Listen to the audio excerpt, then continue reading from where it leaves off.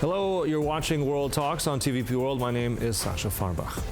Now, Poland's new president, Karol Nawrocki, is preparing for his first official trip to the United States, a crucial step as he aims to reshape Poland's foreign relations. Now, with security concerns and Ukraine's war next door, his early decisions could have a real impact on the region's stability. Now, to discuss this in more detail, we're joined in the studio by Krzysztof Izdebski, a member of the board at the Stefan Batory Foundation. Thanks so much for coming by. Thank you for inviting me. Good morning. Morning. So, looking at this trip, I mean, it's a big deal. Not everyone gets invited straight away to see the President of the United States. How significant is that invitation? Is this trip of President Nawrocki? I mean, it's not the first time that actually Karol Nawrocki was invited by Donald Trump, and then they had an opportunity to see each other during the election campaign. I think it helped a lot. It was arranged basically to also show that the Karol Nawrocki himself, but Karol Nawrocki as the part of the political camp connected with the law and justice, has a very, very good connections with the American administration. So you're absolutely right. I think it's another significant step for Karol Nawrocki actually to present himself as a guy who has this relations with troublesome relations, let's say, when we looking from the perspective of the EU, when we're looking from the perspective of government. If polls, and we saw it in many public opinion polls, thinks that the security lays on two legs, so the European Union and the United States, the Karol Nawrocki got some extra points. But at the same time, it comes as well, as you said, this is his second time meeting now in his official capacity. Now they're both presidents now, but there's a difficult cohabitation currently right now in Poland. The president is also limited into what he can do in this country. So that's begs the question, what significant impact will that be able to be once he returns? If he has a great meeting or whatever kind of meeting he'll have with Trump, how will that translate really into policy here in Poland? Oh, I think everything translates to 2027 elections actually, and this is the part of also having these connections with the United States government, Trump, and a lot of people from his administration, including J.D. Vance. Elon Musk earlier, also the relation is pretty complicated between him and Donald Trump at the moment, but they were very vocal about the changes or the potential or the desired changes in European politics. So I think this is basically helps, and it meant to be helping Nawrocki and his, again, political partners to gain the power in 2027. You're asking about, these 2 years that's going to stay, and you said it's the cohabitation is complicated. I think you put it very mildly. I think it will be it will be full of conflicts. It's something that it will be used for the political gains of both groups, so we can experience a bigger polarization.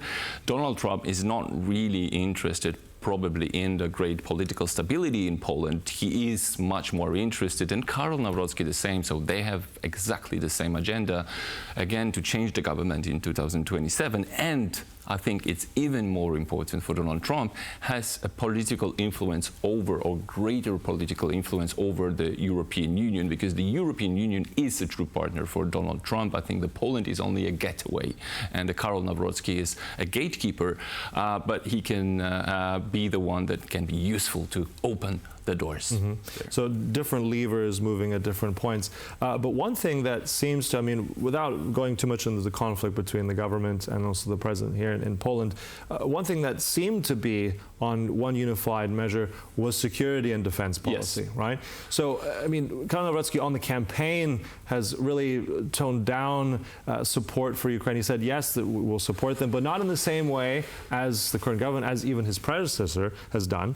So do you think that's going to change? Will you listen to what Trump has to say? At this point in time, we already know what Trump has to say. We'll see more, of course, in Alaska in the next few years. What's going to, in the next few days, what's going to happen in Alaska, and meeting with the Putin. But so far, the so-called the peace plan that we've heard from the U.S. administration is actually, I would say, a kind of a betrayal, even betraying the Ukraine, betraying the Europe as such. So probably, yes, Karol Nawrocki was very vocal, asked the previous government about, yes, the need of supporting Ukraine, but at the same time, he was explicitly saying that, like, he is reluctant when it comes to the Ukraine joining NATO or Ukraine joining the EU, which I think it's not only the matter of security of Ukraine per se, but it's also a matter of security of the European Union and Poland. So unfortunately, I think that Karol Nawrocki will rather lean towards what the Donald Trump administration is saying, and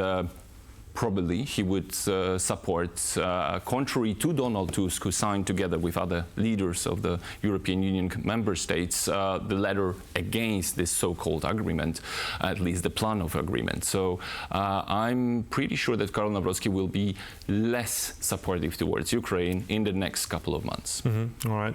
I want to jump back a little bit. Just some days ago, we had the inauguration here in Poland of Karol Nawrocki. A U.S. delegation was present. Ms. Kelly Loeffler, head of the Small Business Administration.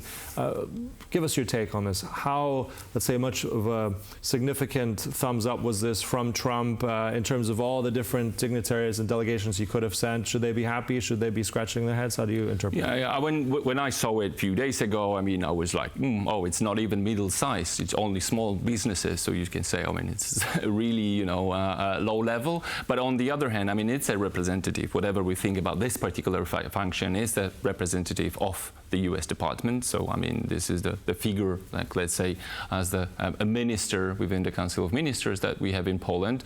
Not very significant. But I think now it doesn't matter. I mean, if we talk about the fact that Donald Trump invited Karol Nawrocki shortly after the inauguration, it is the important political sign rather than who is participating in actual inauguration, especially that in Poland we don't really have this rich tradition as in United States, for example, or in some other countries, that inauguration is important ceremony.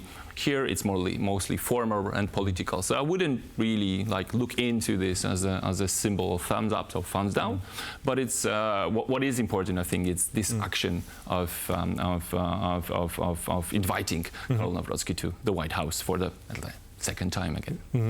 And clearly also will matter is not just Poland, but also regional dynamics here. I mean, law and justice and this policy have had very much, let's say, a different policy of what's going to happen with this region here in Central Eastern Europe. What do you make of policies? How will Nawrocki now stand on, for instance, the Bucharest 9? I mean, that was something also Duda stood on quite strongly.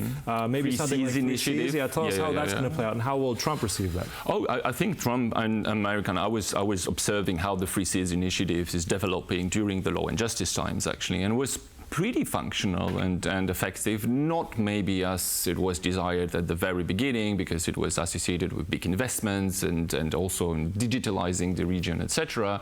So it was mostly some political moves, but it was a visible bloc of countries, despite the fact that there were different governments, because we're talking about from the Baltics up to the Balkans, so 9 or 10 countries even with different approaches, different policies. But they saw, and actually after the February 2022, they proved that they are a bit different than the rest of the Europe because of the geopolitics, because of the history, etc. So I think that the law and justice, when it will come back to power, we'll see. But for sure, Karol Nawrocki and law and justice as his political environment will push more towards building the coalitions within the Free Seas initiative.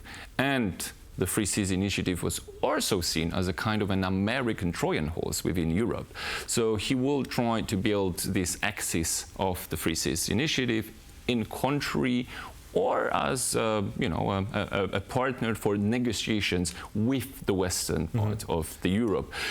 I'm not sure how good it is for the EU if a kind of a division with itself, if it's connected with bringing more member states to the EU, which again I think it's crucial for its preservance and resilience. That's good. If it will be mostly used as the American Trojan horse within the EU, this is not good information for EU citizens. And of course, some could level criticism at 3Cs. It didn't deliver what it was supposed to, but he's saying it was more, more political. more finance. At the same time, let's see if that will happen, and it might be something, as you said, that Nawrocki will try to put on his exactly. policy in the future. Look, we'll stop there, unfortunately. Krzysztof Izdebski, really appreciate you coming in Thank today. you very Thank much. you so much. And thank you for joining us here on World Talks, but stay tuned, much more coming up right here on TVP World. Goodbye.